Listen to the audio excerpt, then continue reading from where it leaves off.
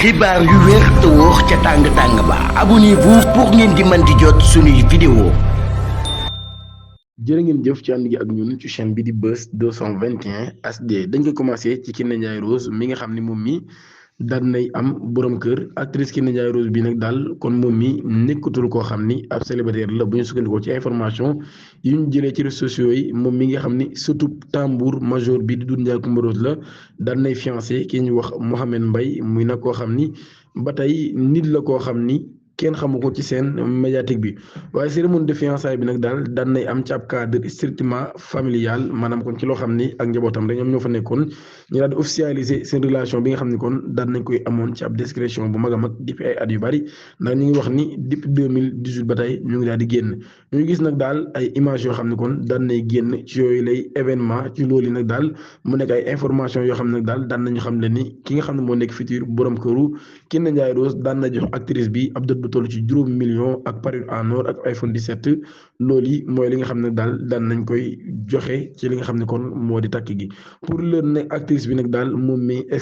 exprimé gu ci wala waxagu ci bokk publiquement ci fiançailles boobee nga xam ni daan na dox ci digganteem ak ki nga xam ni kon moom moo ko daal di war a takk.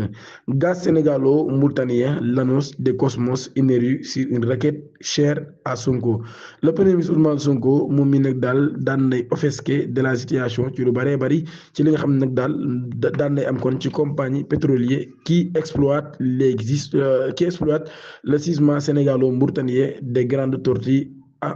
ahmiyam muy CETA loolu nag daal di xam ne ni apprécié wul li nga xam ne nag daal jamono ji mooy réew mi ci li ñuy wax gaz naturel waaye situation boobee nag daal balaa yàgg war naa sensé Cosmos Énergie ci boobu nag daal di l'opérateur di camp gazier daan na exprimer ci question boobee ab accord de principe mu daal ci wax ni production de la phase 1 étant désormais pleinement opérationnel le partenariat s'est concentré sur la circonstance future de la productivité via la phase 1 plus qui exploite pleinement l'infrastructure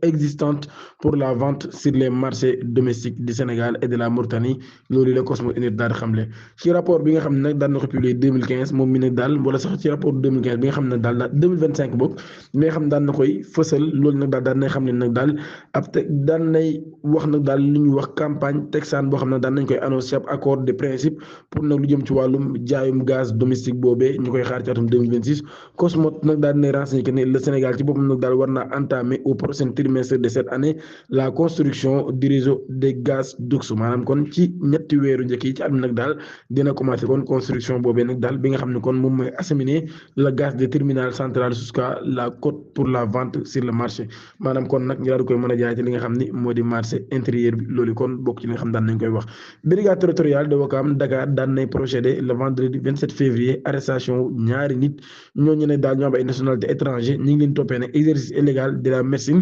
usurpation des fonctions faux à document administratif ak mise en danger de la vie d'autrui muy sukkandikoo ci gendarmerie nationale mercredi 25 février 2028 la brigade nag daal daan nañ koy jox ab information bi wax nag daal ab assistement ci benn waay joo xam ne nag dañ ko présenté comme ab médecin mu doon délivrer ay certificats médicaux di ñëw ci loolu nag daal moom mi ñu daal di wax ne kon moom moo jiite woon sax benn hôpital boo xam ne nag daal hôpital bi nag kenn xamu ko investigation yi nag daal daan nañ tax ko ñu daal di interpeller principal mise en cause bi nag daal ak l'un de ses alcooliques maanaam kenn ci ñi nga xam ne kon ay àndoon lañ perquisition yu ñu def nag daal ci këram daane tax kon ñu daan fay fekk nag daal ay divers documents administratifs maanaam kon ay documents administratifs yu wuute lool ak nag ab loo ci matériel médical yoo xam ne nag daal ci loolu ci seen activité yooyu nga xam ne moom lañ doon def lañ dañ koy tëjee ci xibaar bi ancien président sénégalais bii di Macky Sall bu 2012 ba 2024 daan nañ nekk kon candidat ci poste secrétariat général de l'organisation des nations unies muy ONU jamono bi nga xam ne nag daal dossier de candidature nag daal le président Évariste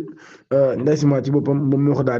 ko daal di porté muy chef d'état burundais waaye dem président en exercice de l'union africaine moom mi nag daal classe politique sénégal ci boppam nag daal daan nañ ko ni di réagir ci loolu ci sujet boobee Abdou Mbow ci boppam nag di député porte-parole adjoint de l'Alliance pour la République APR bokk ci opposition bu Sénégal daan na wax nag daal Sénégal ci boppam nag daal wut te des ginnaaw ngir jàppale candidature Macky Sall moom parlementaire bi nag daal jàpp na ne Macky Sall fierté la pour Sénégalais yëpp nag daal moo tax kon muy invité autorités yi à ce que nag daal ñu daal di jàppale Macky Sall ci candidature am boobee di ñaan ngeen abonné ci chaîne bi activé cloche notification bi te aimé vidéo bi ngir dara bañ leen a raw jërë ngeen